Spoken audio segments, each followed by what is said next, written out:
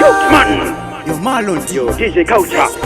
Yo, DJ Mario. Yo, DJ Cliffy. Maloni vanu vandoziva pandakakurira kudena mawindi kutemba novafurira kure rino kunyepa ndinovaputitsa zvatanga mugemu ndini ndovabuditsa hakuna ngoma norira patina mawindi maloni zvimwe zvacho shuwa havasundi chitungwiza pemavhalenesa vapabudi kure rese mawindi chirudunura ndandi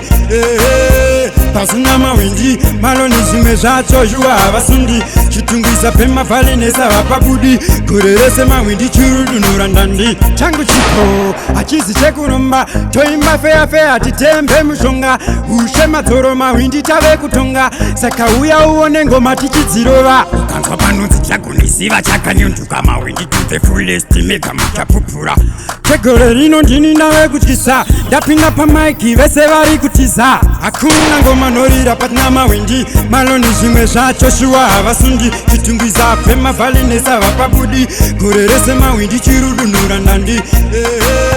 pasina mawindi maloni zvimwe zvacho shuwa havasundi chitungwiza pemavhalenesa vapabudi gore rese mawindi chirudunura ndandi ndiri hard not to take haisi fake kudena kwavo ndiko kwaita ndipinde muchiki saka vadze kuti kwandiri vana vadiki isu mawindi tisu takutora liki enda ndina nguva yekutozivonera tangu chipendosakawo chona ndavaimbira pandinoshaura futi vachidaira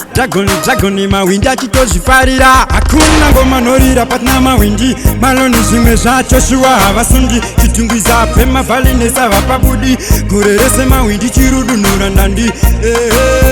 pasina mawindi maloni zvimwe zvacho shuwa havasundi chitungwiza pemavhalenesa vapabudi gore rese mawindi chirudunura ndandi changu chipo hachizi chekurumba toimba feya feya titembe mushonga ushe madzoro mawindi tave kutonga saka uya uone ngoma tichidzirova ukanzwa panonzi chagunisiva chakanyunduka mawindi to the fullest mega muchapupura tegore rino ndini nave kutyisa ndapinda pamaiki vese vari kutiza hakuna ngoma norira patina mawindi maloni zvimwe zvacho shuwa havasundi chitungwiza pemavhalenesa vapabudi gore rese mawindi chirudunura ndandi